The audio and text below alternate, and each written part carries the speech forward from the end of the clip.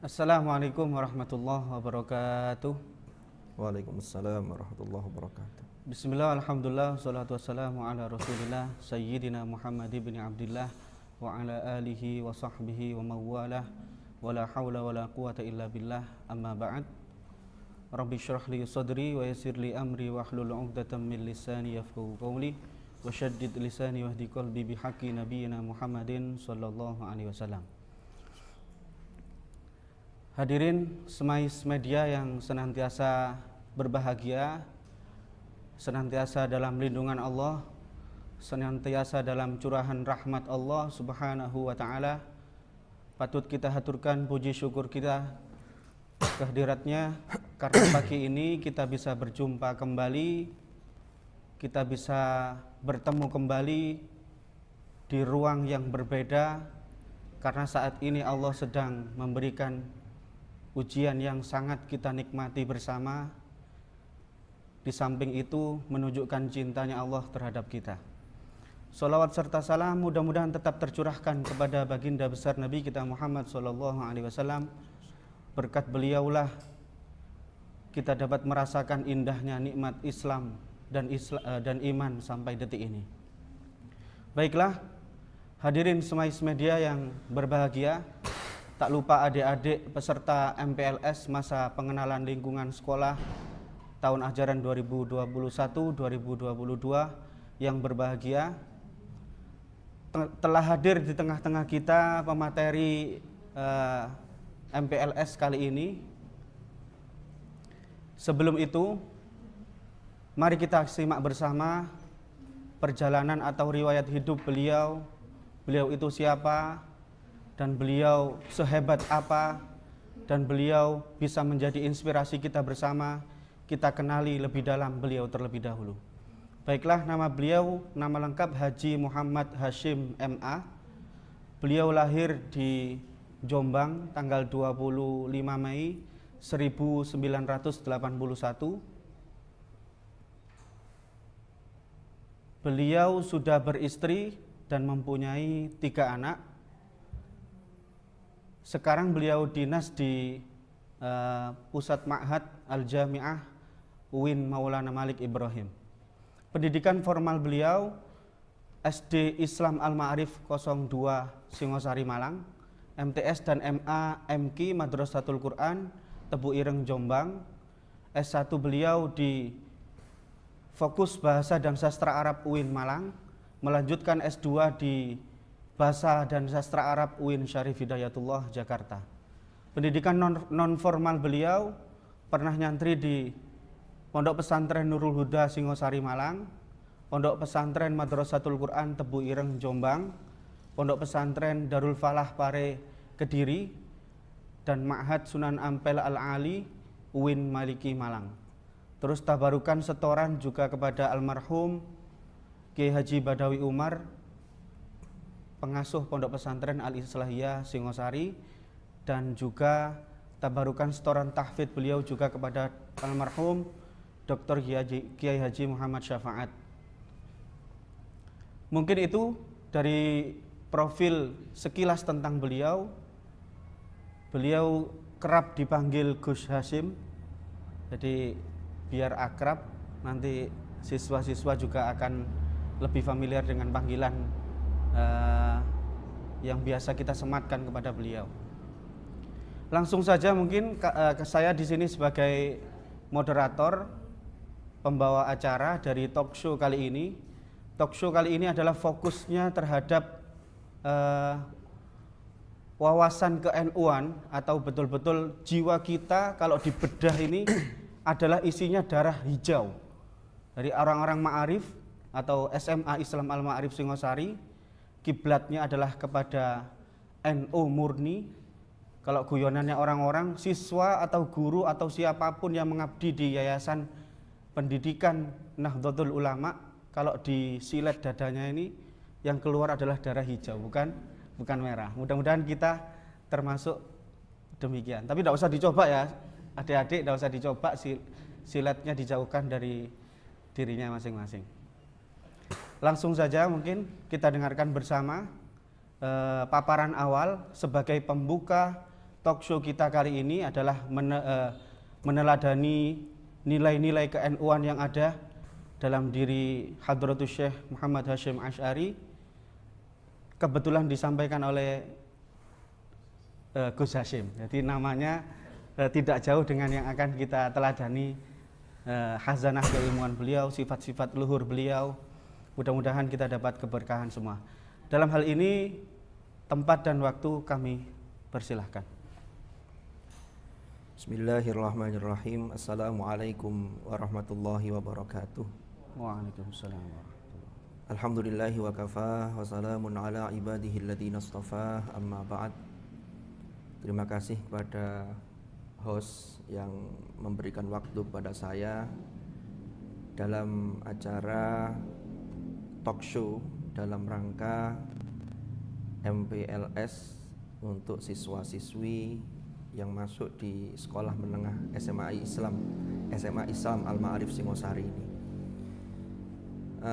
Yang saya hormati Ibu Kepala Sekolah dan para wakil kepala dan juga semua dewan guru, semua panitia, dan tak lupa adik-adik semuanya yang menonton, menyaksikan dan mengikuti MPLS melalui channel YouTube ini.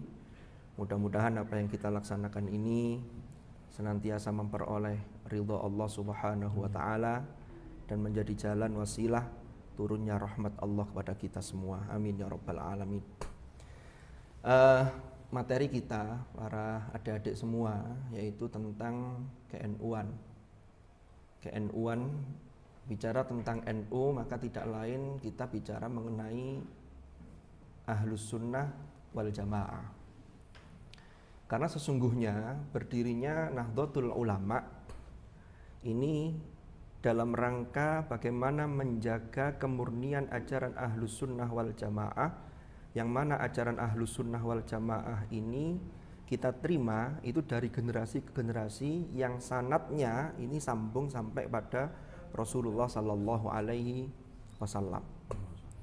Kita atau saya secara pribadi ini beberapa waktu itu sempat merasa ironi sekali, karena ada beberapa dan banyak generasi muda di generasi kalian ini, para adik-adik ini yang kadang-kadang secara historis ini kurang memahami, sehingga muncul ungkapan-ungkapan yang beredar di masyarakat di kalangan muda. Itu kadang ada pertanyaan begini, mengapa sih kita ini kok harus berbeda-beda? Mengapa kok ini begini, ini begini? Kenapa kok Islam itu tidak satu saja? Wes yang penting podo Islami. Ini perlu saya luruskan. Kelihatannya ungkapan ini indah, tetapi ini justru malah berbahaya. Kalau dalam konteks perbedaan, ini memang berbeda itu dalam urusan-urusan yang furu', yang cabang, yang bukan yang pokok, maka ini adalah suatu yang memang istilahnya sunnatullah. Karena memang Rasulullah Sallallahu Alaihi Wasallam itu dalam istilah-istilah yang furu', dalam masalah-masalah yang furu', ini beliau tuh kadang memberikan contoh itu tidak hanya satu contoh, tapi memberikan tanawu dalam konteks ibadah. Tapi kalau dalam konteks terkait dengan akidah yang pokok, ya, maka ini tidak bisa ditoleransi. Seperti umpama, maka Muhammadun aba ahadim mir rijalikum walakin Rasulullah wa khataman nabiyyin, bahwa Rasulullah itu adalah penutup para nabi. Jadi penutup para nabi dan para utusan. Maka ini suatu yang mutlak. Kok kemudian ada muncul aliran atau kelompok yang mengatakan ada nabi setelah Nabi Muhammad, ini berarti menyalahi yang pokok tadi itu.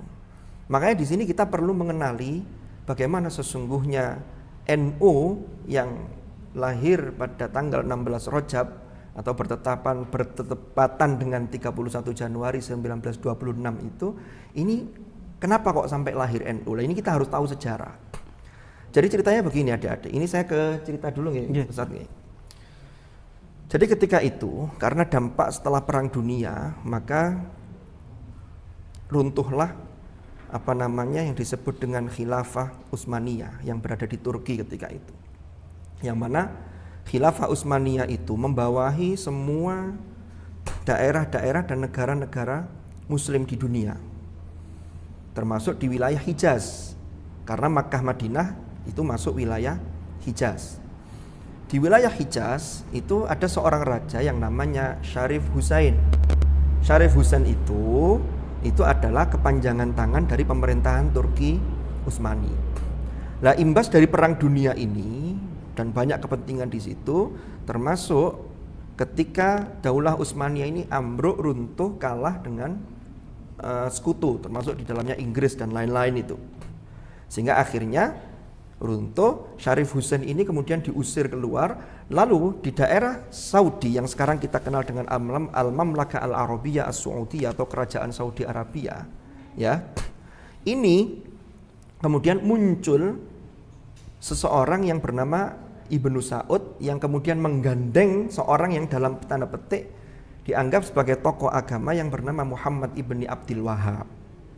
Nah, itu kemudian mendirikan negara itu namanya Kerajaan Saudi Arabia.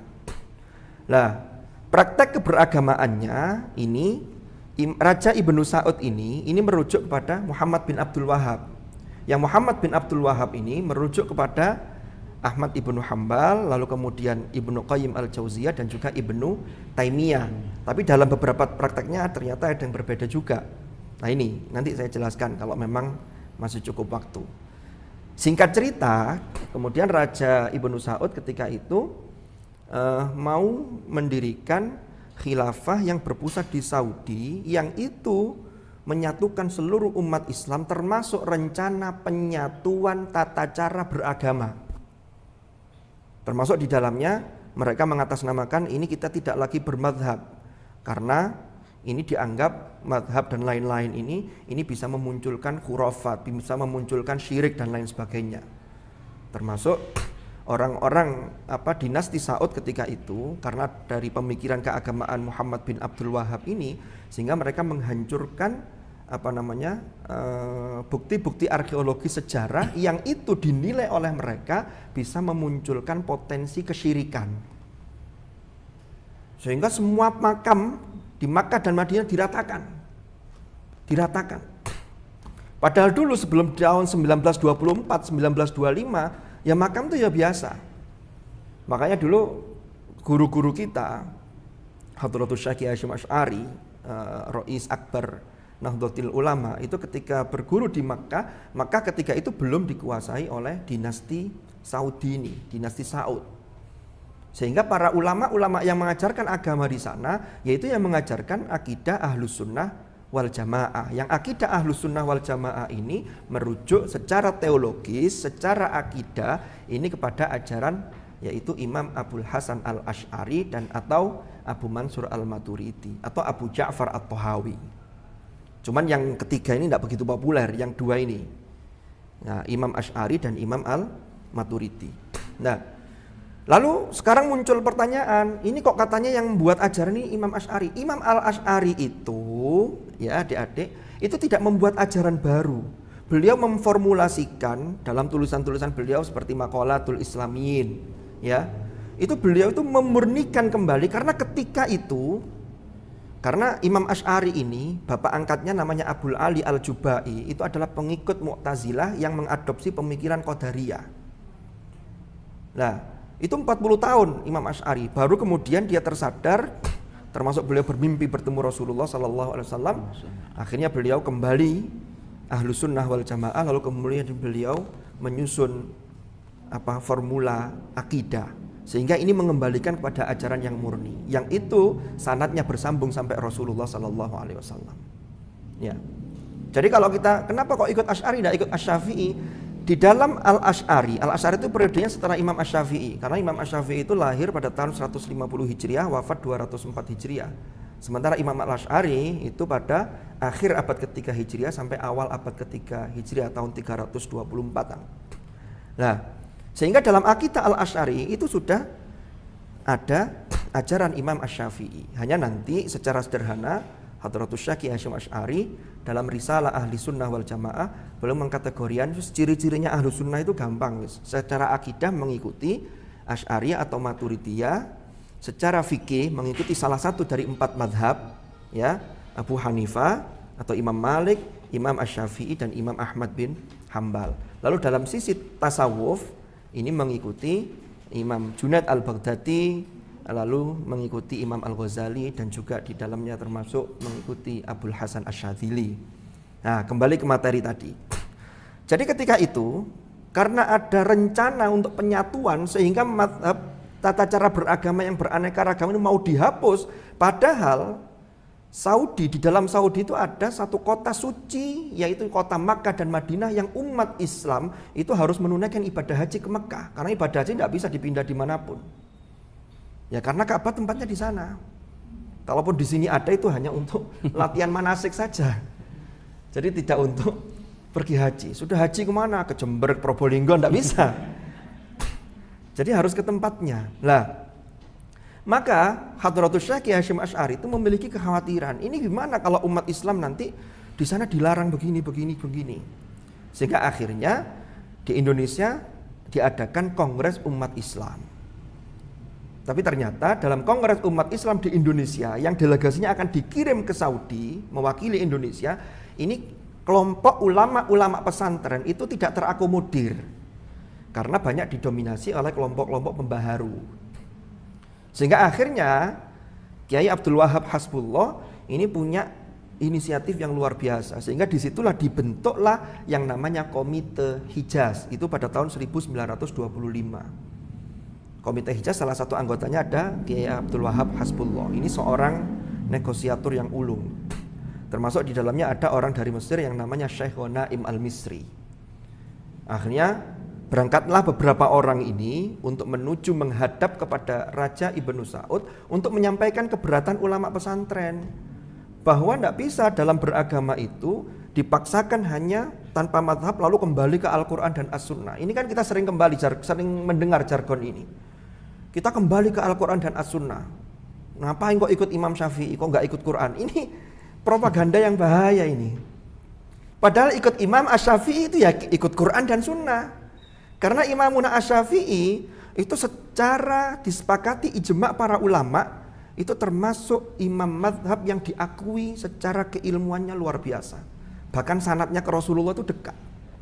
Jadi Imam Asy-Syafi'i punya guru namanya Imam Waqi'. Imam Waqi' punya guru namanya Imam Hasan Al-Basri. Hasan Al-Basri punya guru namanya Abdullah ibnu Mas'ud. Lalu Rasulullah. Jadi hanya 5 sampai kepada Imamuna Asy-Syafi'i. Dari jalur yang lain Imam Syafi'i punya guru Imam Malik. Setelah beliau usia 15 tahun jadi mufti di Masjidil Haram, beliau berguru ke Imam Malik, sudah hafal dan menguasai Al-Muwatta'nya Imam Malik. Berguru ke Imam Malik. Imam Malik berguru ke Imam Nafi'. Imam Nafi' berguru kepada Abdullah ibnu Umar. Ya, Abdullah ibnu Umar adalah sahabat Rasulullah sallallahu alaihi wasallam. Jadi kalau kita belajar, kita mengambil dari Imamuna Asy-Syafi'i termasuk fikih-fikih Syafi'i, ini sesungguhnya istimbat hukumnya itu ya dari Al-Qur'an, As-Sunnah. Al-Ijma' Al-Qiyas. Al-Qiyas, Al-Ijma' Al-Qiyas. Kenapa? Karena Imam Syafi'i ini mampu membuat perangkat untuk bagaimana beristimbat hukum. Kan begitu. Lah kalau kita ini langsung menuju ke Qur'annya, yang difahami hanya terjemah, tidak paham ilmu alat. Bagaimana konteks sosio-historisnya secara sababun nuzul, tidak paham ilmu bahasa Arab, nahwu sorof, belum balaghahnya, belum di dalam balaghah nanti ada ilmu ma'ani, bagaimana muktadol halnya, tuntutannya seperti apa, lalu bagaimana terkait dengan ilmu bayannya, ya, lalu bagaimana terkait dengan badiknya, keindahannya dan seterusnya. Belum lagi nanti dalam bahasa Arab itu ada lafaz-lafaz yang mustarak. Mustarak itu satu lafaz punya 2 makna, yang 2 maknanya bertentangan. Contohnya lafaz Qur'un, maaf. Salah tata kuru. Nah ini lebih panjang lagi. Sehingga saya tegaskan pada adik-adik, kalau kita ikut Imamuna Asy-Syafi'i, maka sesungguhnya kita ini ikut kepada Al-Quran dan As-Sunnah. Karena kita tidak bisa mendownload langsung, mengunduh langsung dari Al-Quran, karena keterbatasan perangkat yang kita miliki. Saya kembali ke cerita tadi. Akhirnya delegasi ini diutus menyampaikan keberatan dan alhamdulillah didengar oleh Raja Ibnu Saud, sehingga beliau tidak jadi menerapkan penyatuan untuk keberagaman beribadah. Inilah Komite Hijaz, inilah yang menjadi cikal bakal lahirnya yang bernama Nahdlatul Ulama. Nahdlatul Ulama memiliki makna kebangkitan para ulama. Ini ulama-ulama pesantren yang memegang teguh bagaimana cara beragama secara bermadhab, karena agama ini harus runtut, sanadnya harus sambung sampai Rasulullah sallallahu alaihi wasallam. Sangat terkenal sekali ungkapan Ibnu Sirin yang ditulis oleh Imam Muslim. Kata beliau begini, inna hadzal ilma dinun. Sesungguhnya ilmu ini terkait dengan ilmu-ilmu agama, itu adalah agama. Ilmu itu adalah agama. Fanzuru amman ta'khuduna dinakum. Maka hati-hati, lihatlah, koreksilah dari siapa kalian mengambil agama kalian. Termasuk hari ini media sosial sudah sedemikian terbuka, internet terbuka. Kita bisa mengakses siapapun di YouTube itu. Tapi ingat, kata-kata Ibnu Sirin nasihat untuk kita, fanzuru amman ta'khuduna dinakum. Kita harus lihat dari siapa kita mengambil agama. Jangan lalu diambil semuanya, oh ini benar, ini benar. Ini kenapa kok berbeda, ikhtilaf. Kita tetap menghormati ikhtilaf itu, tapi jangan sampai merasa yang paling benar, apalagi sampai menyalahkan kelompok lain. Mohon maaf, apalagi sampai mengkafirkan. Ini munculnya ekstremisme dari sini. Lah orang yang ekstrim, yang keras itu karena sumbu pendek, karena tidak menguasai banyak ilmu. Padahal ilmu itu luar biasa penting. Semakin banyak ilmu seseorang, maka dia semakin bisa menghormati keragaman dan keberagaman yang ada. Jadi keberagaman sekaligus keberagamaan. Syaratnya satu tadi ya, tidak menyalahi yang prinsip, yang inti. Oke, lah akhirnya dari Komite Hijaz ini kemudian lahirlah Nahdlatul Ulama. Yang lahirnya itu juga tidak main-main para adik-adik. Jadi Hadratus Syekh Kiai Hasyim Asy'ari itu sudah sangat ingin mendirikan sebuah jamiah, tetapi beliau menunggu isyarat dari langit, yang itu isyarat dari guru beliau. Siapa? Syekhona Khalil Bangkalan. Sampai akhirnya Syekhona Khalil itu mengirimkan tongkat beliau melalui Kiai As'ad Samsul Arifin ketika itu masih muda. Kiai As'ad Samsul Arifin pondok pesantren Salafiyah di situ Bondo, Sembagus itu. Lalu ketika Hadratus Syekh menerima tongkat itu, beliau yakin bahwa bismillah, berarti ini sudah direstui. Isyarat dari langit sudah turun.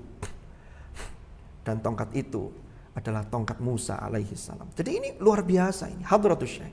Setelah itu, tidak lama kemudian Kiai Khalil ngirim tasbih beliau. Yang menarik dalam cerita Kiai As'ad yang beliau sampaikan bertutur langsung, ini pelakunya sendiri yang menceritakan. Di YouTube ada, bisa kalian lihat.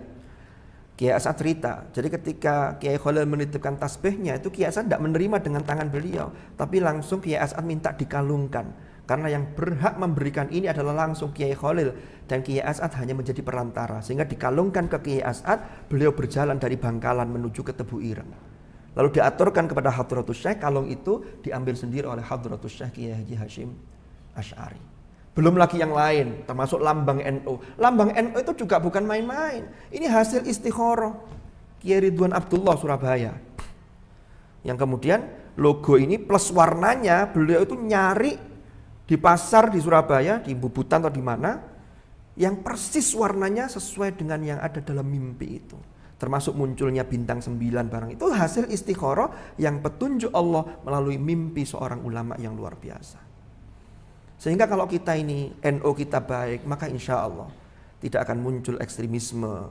Sehingga kita ini cinta NKRI. Karena bagaimanapun NKRI itu bersifat majmuk, bineka tunggal ika. Tapi kalau negara ini kacau, maka kita tidak bisa ibadah dengan tenang kepada Allah. Ini yang harus kita catat. Jadi kembali ke cerita yang tadi. Sehingga akhirnya lahirnya Jam'iyah Nahdlatul Ulama ini tidak lain adalah untuk mengawal ajaran Ahlus Sunnah wal Jamaah. Kenapa kau harus bermadhab? Karena dalam Al-Quran jelas, di surah Al-Anbiya Allah berfirman, wa ma arsalna qablaka illa rijalan nuhi ilaihim fas'alu ahla dzikri in kuntum la ta'lamun. Kalau dalam surah An-Nahl, wa ma arsalna min qablika, lanjutannya sama, hanya bedanya qablaka yang tadi, yang ini min qablika. Ya.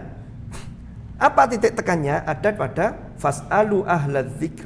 Maka bertanyalah kepada orang yang memang memiliki kapasitas keilmuan yang memadai.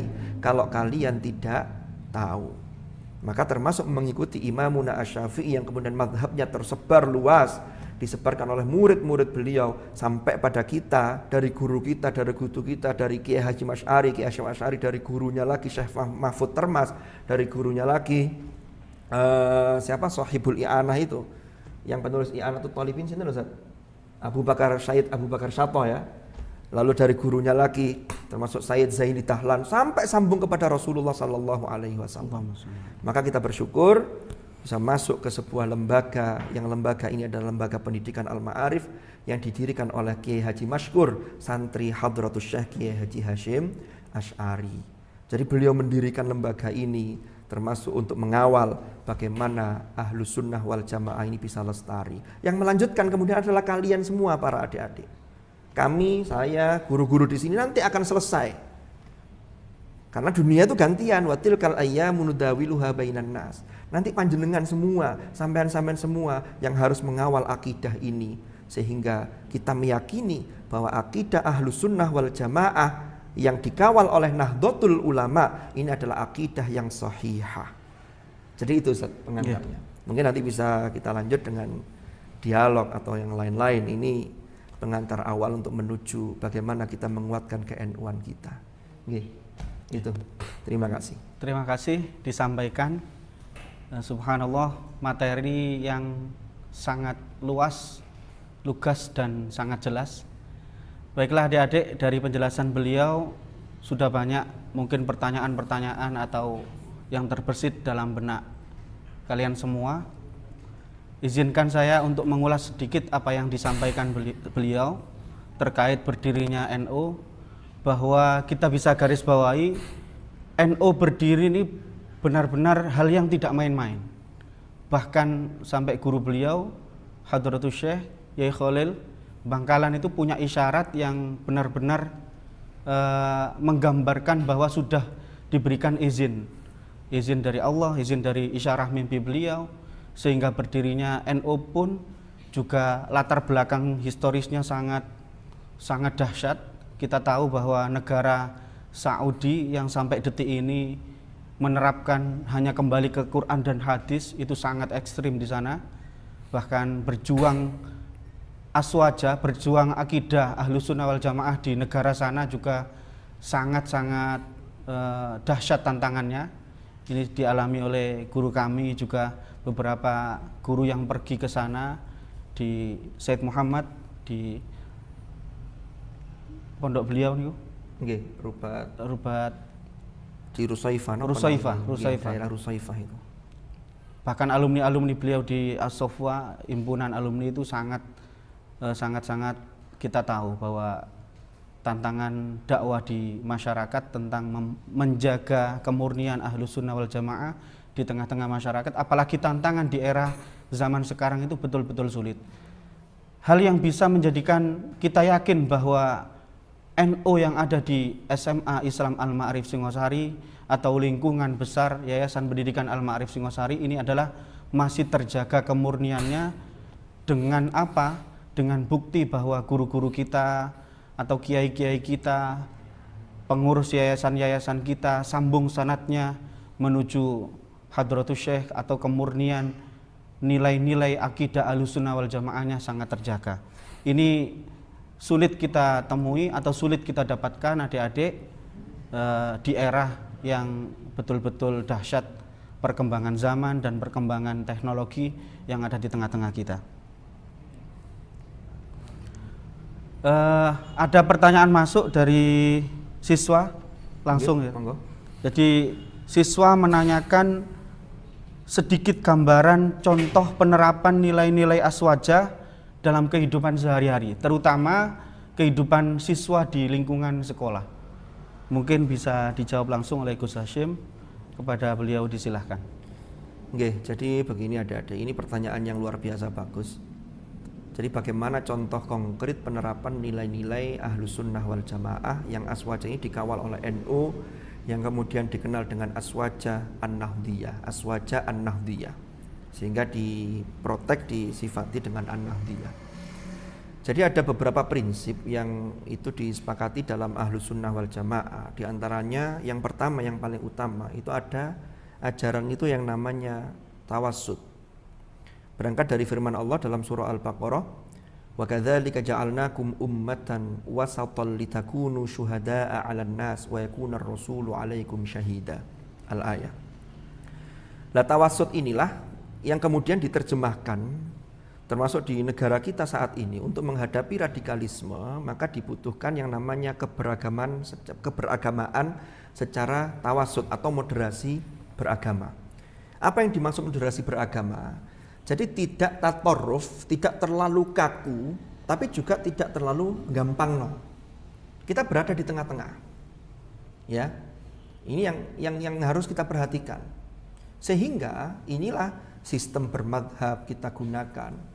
Karena kalau orang, mohon maaf, hanya memahami langsung dari Al-Quran, apalagi perangkatnya tidak memadai, ini berbahaya. Kita ambil contoh. Di Al-Quran surah An-Najm itu ada ayat wa allaisa lil insani illa ma sa'a. Ada beberapa orang yang beragama secara tatorruf, secara ekstrim, itu memahami begini. Manusia itu tidak ada yang bisa dibawa wa allaisa lil insan, bagi manusia tidak ada illa ma sa'a, kecuali apa yang sudah mereka usahakan. Sehingga sampai pada kesimpulan orang yang sudah meninggal tidak bisa dikirimi doa. Karena ya sudah, berarti itu, sangunya ya wes itu. Padahal dalam pemahaman Ahlus Sunnah wal Jamaah itu tidak begitu. Memang orang yang sudah meninggal dia tidak bisa melakukan usaha lagi. Tapi apa yang bisa ngirim ke sana boleh jadi usaha-usaha yang sudah dia tinggalkan dan dia rintis di dunia ini. Almarhum Al-Maghfurlah Profesor Dr. Romo Kiai Tolha Hasan itu pernah beberapa kali dawuh mengutip ayat dalam surah Yasin, inna nahnu nuhyil mauta wa naktubu ma qaddamu wa atharahum wa kulla syai'in ahsaynahu fi imamin mubin. Jadi wa naktubu ma qaddamu itu yang sudah dia lakukan, ya amalnya, ya salatnya, zakatnya, amal-amal sunnah yang lain. Wa atharahum, athar itu menurut mufassirin yang dia tinggalkan, termasuk ada anak soleh, ada murid-murid yang solih-solihah yang mendoakan gurunya, ada ilmu yang bermanfaat yang terus bangun sekolahan, ngajarkan ilmu. Ini semua tetap bisa memberikan subsidi bagi orang yang sudah meninggal. Sehingga contoh-contohnya seperti itu. Sehingga kita dalam beramalia, berpraktek. Saya nulis makalah, mungkin nanti bisa dibaca juga oleh adik-adik, cukup panjang, cuman kalau disampaikan di sini tidak cukup waktunya. Tolong nanti dibaca.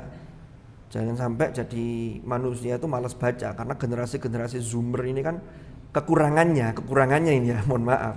Generasi Zoomer itu saya lihat itu kan yang kurun waktu orang yang lahir kira-kira pertengahan tahun 90-an, berarti 95 ke atas sampai tahun 2010-an. Itu kekurangannya, itu lebih suka karena mereka lahir IT sudah mulai berkembang dan sampai hari ini luar biasa, sehingga memanjakan mereka. Senengane ngrungokno ambek delok video, tapi maca iku rada males. Lah ini sekarang muncul e-book. Ya, e-book itu kan banyak. Tapi yang terjadi apa? E-book itu hanya dikoleksi tapi tidak dibaca. Karena memang baca buku itu ya enakan fisik. Kalau e-book itu, kalau sudah Anda pernah baca buku secara fisik, maka e-book itu membantu untuk mengingatkan kembali. Oh, saya dulu pernah, coba saya cari di referensi ini. Ini model buat kalian, karena jelas Allah berfirman di awal wahyu yang turun itu Iqra. Bismi rabbikal ladzi khalaq. Kalau penafsiran Iqra lebih panjang lagi, saya tidak bicara ke sana. Kembali ke materi yang tadi. Jadi yang pertama, prinsip yang namanya tawassut, ada moderasi beragama. Lalu termasuk jangan sampai ada siswa-siswi SMA Islam Al-Ma'arif itu yang memahami ayat Al-Quran secara parsial, secara sepotong. Ini bahaya. Contoh apa?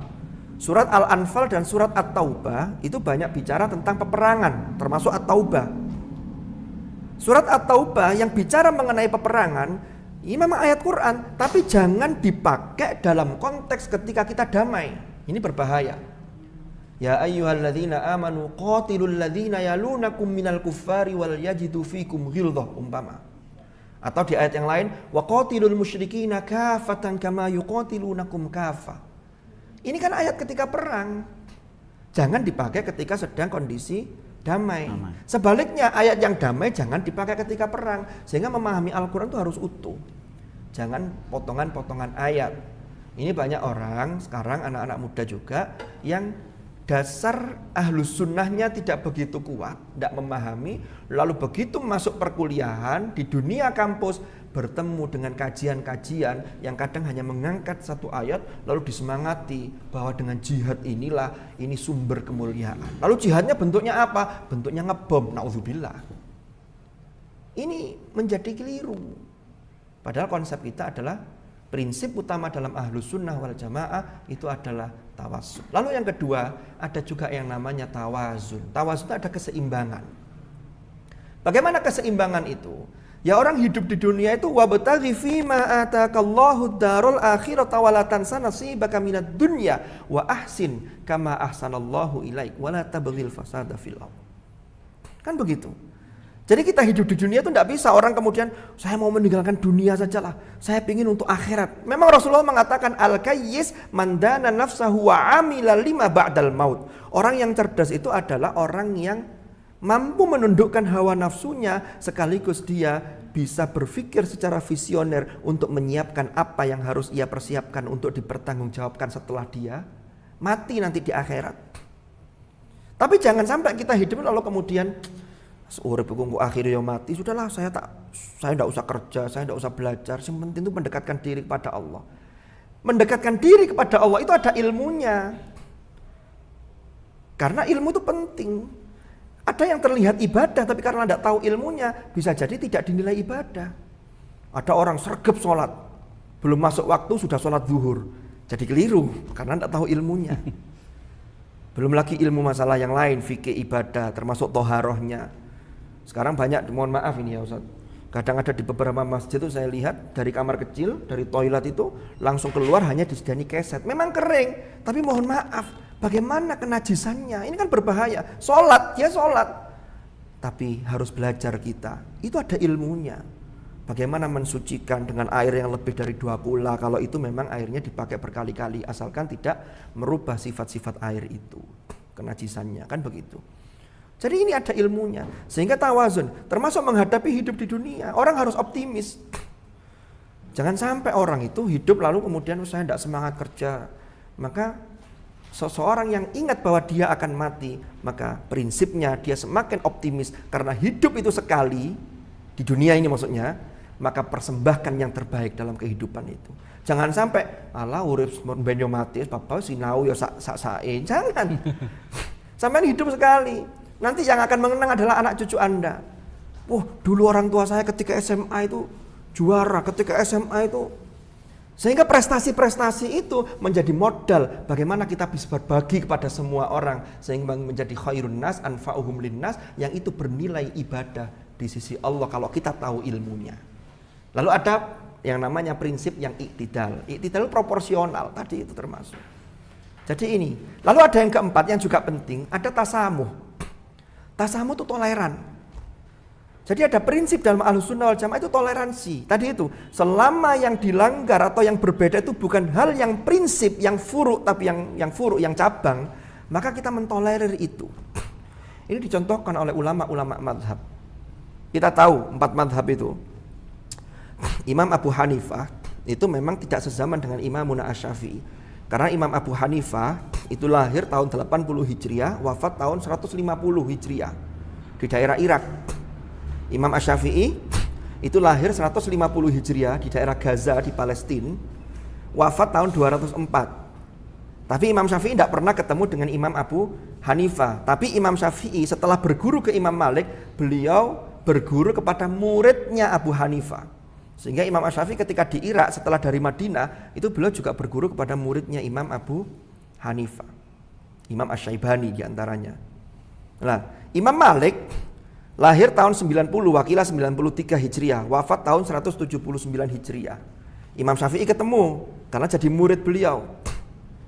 Nah, Imam Asy-Syafi'i ketika mengajarkan madhabnya, mengajarkan madhab beliau ini punya murid yang namanya Imam Ahmad bin Hambal. Imam Ahmad itu muridnya Imamuna Asy-Syafi'i. Karena Imam Ahmad bin Hambal lahir pada tahun 164 Hijriah dan meninggal pada tahun 224. Tetapi di antara 4 madhab ini, dalam tataran praktisnya ini ada perbedaan. Contoh, Imam Asy-Syafi'i mengatakan bahwa kunut itu sunnah dalam 3 tempat. Di antaranya ketika sholat subuh. Karena berdasar pada hadis riwayat Anas bin Malik yang mengatakan bahwa Rasulullah SAW mazala yaqnutu fil fajri hatta faraqad dunya. Jadi Rasulullah itu selalu kunut subuh sampai beliau wafat meninggalkan dunia ini. Sementara yang lain, Imam Ahmad contohnya bin Hambal ini menggunakan hadis yang lain. Rasulullah pernah kunut sekali tapi kemudian tidak lagi kunut. Ini ada cerita menarik, Buya Hamka, yaitu Haji Abdul Malik Karim Amrullah, Profesor Dr. Kiai Haji Buya Hamka itu diceritakan oleh putra beliau dulu ketika beliau masih hidup di awal-awal itu sekian tahun itu beliau tidak kunut subuh. Tapi di akhir sebelum beliau wafat ketika sepuh itu beliau kunut subuh. Ketika ditanya, mengapa panjenengan kok dulu tidak kunut, sekarang kunut? Kata beliau, dulu yang saya baca baru 1 buku, sekarang sudah banyak kitab yang saya baca. Sehingga orang itu semakin banyak ilmunya, itu semakin bisa menghargai keragaman dalam keberagamaan. Itulah sikap tasamu yang harus kita kembangkan. Sama seperti yang dilakukan oleh Wali Songo ketika mendakwahkan agama Islam di bumi Nusantara ini. Jadi itu nilai-nilai yang bisa kita terapkan. Saya kira itu Ustaz. Nggih. Matur nuwun Gus Hasyim. Jadi jawaban yang sangat gamblang, jelas. Biar pemahamannya lebih melekat, saya sedikit ulas kembali. Monggo. Bahwa nilai-nilai yang ada di kehidupan sehari-hari, nilai-nilai ke-NU-an, yang pertama dalam hidup atau bersosialisasi dengan siswa atau dengan guru atau di masyarakat ke depannya adalah moderasi dalam beragama atau tawasud. Betul-betul jika ilmu seseorang bertambah banyak itu tidak akan gampangkan orang untuk justifikasi. Iya, betul-betul lebih luwes dalam menanggapi segala hal. Yang kedua adalah keseimbangan dalam hidup atau tawazun, termasuk yang dicontohkan beliau adalah kehidupan akhirat dan kehidupan dunia itu sama-sama penting. Begitu juga belajar adik-adik semua di sekolah dengan ngaji di rumah atau ibadah saja di rumah itu harus tawazun atau ada keseimbangan. Sehingga kalau diterapkan dalam diri kita masing-masing nilai ke-NU-an ini, keseimbangan yang ada itu akan dijalani dengan tekun dua-duanya. Ngaji juga, termasuk di sekolah kita ada BBQ Tahfidz. Alhamdulillah SMA Islam Al-Ma'arif Singosari sudah mewadahi itu tawazun antara kehidupan kita akhirat dan kehidupan duniawi. Bahkan di sekolah juga didukung dengan prodistik yang betul-betul ke IT-nya sudah difasilitasi oleh sekolah kita. Jadi secara tidak langsung alhamdulillah di dalam sekolah kita sudah menerapkan atau mewadahi nilai-nilai ke-NU-an yang ada di dalam jati diri NU itu. Alhamdulillah sudah kita rasakan. Yang terakhir adalah toleransi atau tasamuh dalam ini yang sangat perlu. Tapi perlu digarisbawahi adik-adik, jadi toleransi itu awas kebablas yang disampaikan oleh pemateri kita, bahwa toleransi yang dalam koridor wajar, bukan yang usul atau bukan yang betul-betul setelah Nabi Muhammad khataman nabiyyin, betul-betul pungkasannya para nabi, kok tiba-tiba dilawang. Sempat ada aliran yang dibawa Pandu Yusman Roy, sholat pakai bahasa Indonesia, ngaku nabi terakhir. Itu sangat tidak bisa ditolerir. Yang boleh ditolerir apa? Yang hanya furuk, yang tidak menjalar ke usul atau akidah pemahaman kita. Mungkin itu jawaban dan ulasan dari kami sebagai moderator untuk pertanyaan adik yang ada di YouTube kami. Untuk pertanyaan kedua, mungkin pertanyaan terakhir Gus, karena terbatas waktunya. Jadi Gus Hasyim tadi sempat menyinggung masalah Bhinneka Tunggal Ika atau keberagaman sehingga kita satu tujuan. Ini perlu dijelaskan bahwa adakah kesamaan nilai-nilai NU dengan nilai-nilai Pancasila atau keberagaman kita di Negara Kesatuan Republik Indonesia ini dan diterapkan di sekolah. Karena keseimbangan tadi sudah dijelaskan, bahkan toleransi atau moderasi dalam beragama. Sekarang kan lagi gencar-gencarnya NKRI harga mati. Atau kalau tidak cinta NKRI, ya tidak cinta NU. Atau bahkan sebaliknya, tidak cinta NU ya berarti tidak cinta NKRI. Ini mohon disamakan persepsi kita. Karena adik-adik ini mohon maaf Gus. Jadi pertanyaannya apa? Sedikit kritis-kritis ini. Mungkin bisa dijelaskan. Oke, terima kasih Ustadz Furqon. Jadi begini adik-adik, saya lalu sampean semua ini patut bersyukur kepada Allah karena kita ini bergabung di sebuah lembaga yang di bawah naungan Nahdlatul Ulama. Karena memang sampai detik ini yang konsen untuk bagaimana menjaga kebinekaan kita di NKRI ini, itu yang paling dominan itu adalah Nahdlatul Ulama. Jadi begini, NU itu sebagaimana dalam nasihat Hadratus Syekh Kiai Hasyim Asy'ari, jadi agama dengan negara itu adalah dua kutub yang jangan saling dibenturkan. Tapi bagaimana negara ini, kita bernegara ini sesuai dengan nilai-nilai dalam agama kita. Walaupun dalam prakteknya, ya kita tahu dasar negara kita adalah termasuk Pancasila.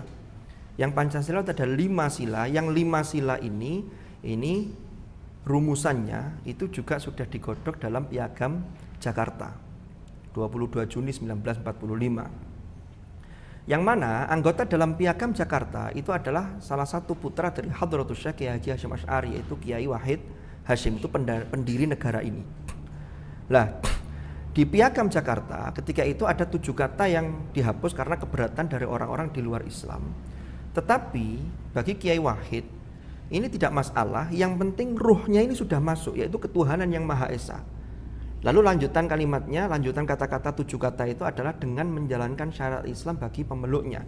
Ini dihapus tidak masalah, tapi sudah ketuhanan, ini sudah menunjukkan bahwa agama ini berdasarkan ketuhanan, sehingga dasarnya adalah tauhid, karena Tuhan yang Maha Esa. Dalilnya firman Allah dalam surah Al-Ikhlas, Qul huwallahu ahad. Kan begitu.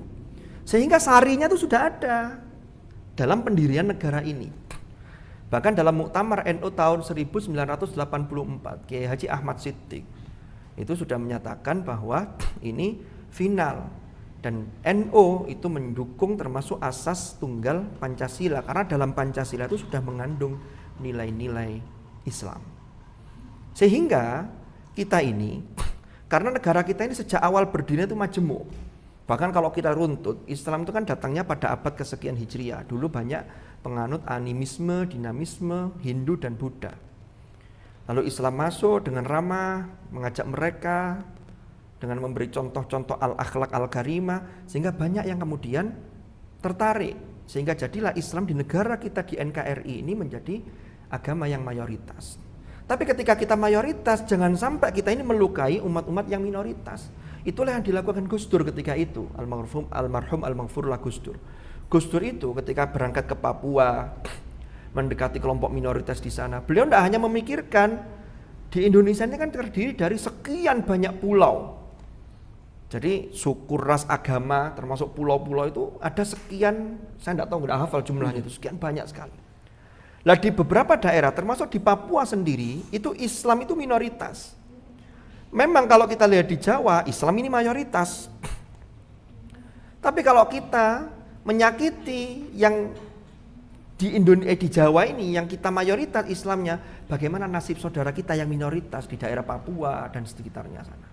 Sehingga Gus Dur itu punya visi yang luar biasa ini untuk menjaga keutuhan NKRI, maka keberagaman ini harus dikelola dengan baik. Karena kalau ini terjadi gesekan, bahkan terjadi perang saudara, naudzubillah, ini yang kita tidak bisa ibadah dengan tenang kepada Allah, tidak bisa ngapa-ngapain. Saya juga pernah dengar salah satu ceramah, saya lupa siapa, itu intinya begini, kita ini jangan menuntut kalau masakan sudah jadi rendang, umpama masakan Padang ya. Lalu ini rendang ini katanya ada kelapanya, mana kelapanya tidak nampak. Kelapa itu sudah masuk dalam bumbunya itu, sehingga tidak harus muncul kelapanya. Tapi sari kelapanya itu sudah muncul di situ. Maka itulah bisa diibaratkan Pancasila yang ada di negara kita, yaitu Negara Kesatuan Republik Indonesia ini. Lah, nilai-nilai yang diterapkan di sekolah seperti apa?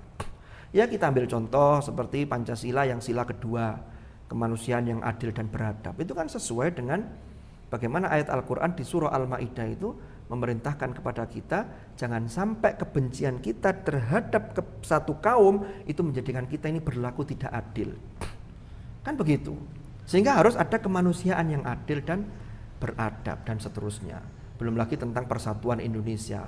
Nah, bagaimana tolong menolong, lalu ini memunculkan persatuan. Wa ta'awanu 'alal birri wat taqwa. Termasuk kemanusiaan tadi itu. Jadi syaratnya itu 'alal birri wat taqwa. Lah nanti tinggal birri dibagi-bagi. Kalau dalam urusan sosial, asal itu kebaikan, kita boleh tolong-menolong termasuk dengan non-muslim. Tapi kalau sudah urusan akidah, ya ini sudah beda lagi. Makanya tadi pesannya moderator Ustadz Furqon tadi, jangan sampai toleransi kita ini kebablasan. Nah ini yang jadi masalah. Maka disinilah kita harus bersyukur. Lah syukur kita dengan cara apa? Dengan semangat belajar, semangat menuntut ilmu, termasuk semangat memahami secara benar akidah Ahlus Sunnah wal Jamaah. Mungkin secara pembiasaan kita sudah biasa tahlilan, biasa tibaan, biasa wirid ba'da sholat dengan jahar. Tinggal tugas kita selanjutnya apa? Dari pembiasaan itu kita kuati dengan bagaimana sih dalil-dalil amaliyah yang kita lakukan, sehingga kalau kita tahu dasarnya ini, kita bisa melakukan pembelaan terhadap akidah dan amaliyah kita ketika ada yang menyerang dari kelompok-kelompok yang lain. Tapi ulama Ahlus Sunnah wal Jamaah ketika diserang, saya belum pernah menemukan yang asli ulama Ahlus Sunnah wal Jamaah lalu diserang lalu marah-marah justru malah mengkafirkan. Tidak, karena itu jauh dari sifat yang saya sebut di atas tadi, yang namanya tawassud dan tasamuh tadi. Jadi itu mungkin yang bisa saya sampaikan. Ya, adik-adik, tolong, ini kalian perjalanan masih panjang. Ini baru masuk kelas 1 SMA atau kelas berapa berarti? Kelas 10 ya? 10. Kelas 10. Masih banyak yang harus kalian capai, maka jangan santai-santai. Karena hidup itu hanya sebentar. Ini mungkin sebagai closing statement. Jadi mohon maaf, kalau panjenengan sampean tanya ke siapapun, termasuk kalau masih punya mbah yang usia 90, sampean tanya, "Mbah, usia 90 itu pun rasa suwe nopo dilu?" Pasti jawabannya dilu. Karena hidup di dunia itu hanya sebentar. Sampean sekarang menghitung, 3 tahun lagi saya lulus SMA masih lama, saya nanti kuliah di mana. Tapi ketika kelas 3 SMA, betapa cepat perputaran kehidupan di dunia ini. Maka tidak ada lain kecuali Allah sudah mengingatkan, fastabiqul khairat. Maka berlomba-lombalah dalam hal kebaikan dan untuk mengejar kebaikan-kebaikan itu. Saya kira itu Ustaz. Terima kasih. Mohon maaf kalau ada hal-hal yang kurang berkenan. Nanti untuk lebih lanjut bisa kita lanjut dalam diskusi-diskusi yang lain. Semangat ya untuk adik-adik semuanya. Terima kasih. Assalamualaikum warahmatullahi wabarakatuh. Waalaikumsalam warahmatullahi wabarakatuh. Terima kasih disampaikan oleh pemateri kita pagi ini, Gus Hashim. Materi yang sangat bermanfaat, materi yang betul-betul membuka wawasan kita tentang ke-NU-an kita.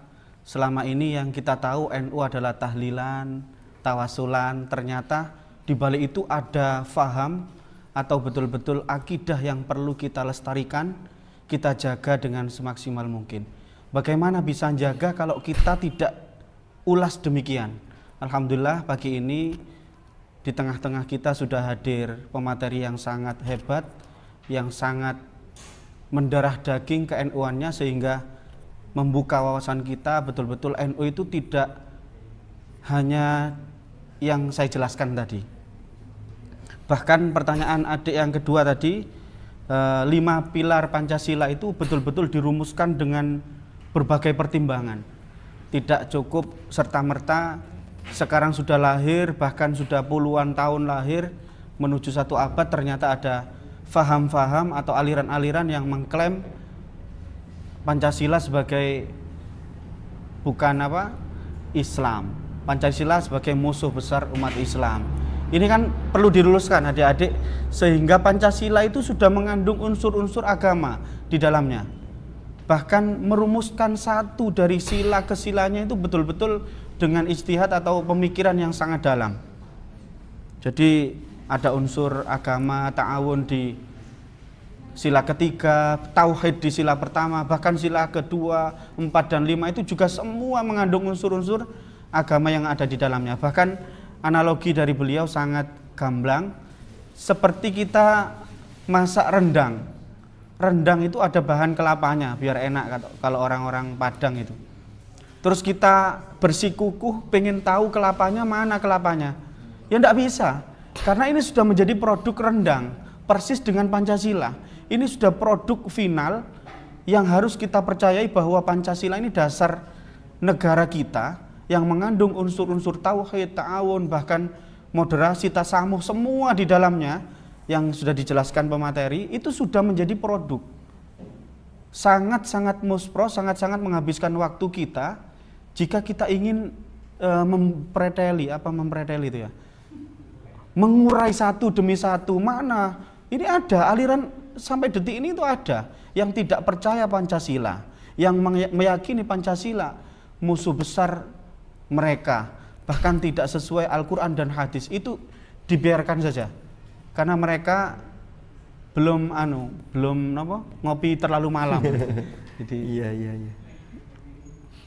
termasuk pembiasaan kita, alhamdulillah sangat gamblang dari beliau pemateri, bahwa tradisi-tradisi tahlil ke-NU-an itu sudah mendarah daging dalam kehidupan kita sehari-hari. Tinggal akidah ini kita bentengi dengan sekuat tenaga, kita jaga dan kita lestarikan, termasuk dari kajian-kajian ini, mendengarkan dari pakar, mendengarkan dari yang ahli, insya Allah menambah kecintaan kita terhadap NU dan terhadap keluarga besar Yayasan Pendidikan Islam Al-Ma'arif Singosari, termasuk juga kecintaan kita terhadap unit yang di bawah naungan Yayasan Pendidikan Al-Ma'arif Singosari, yaitu SMA Islam Al-Ma'arif Singosari tercinta ini.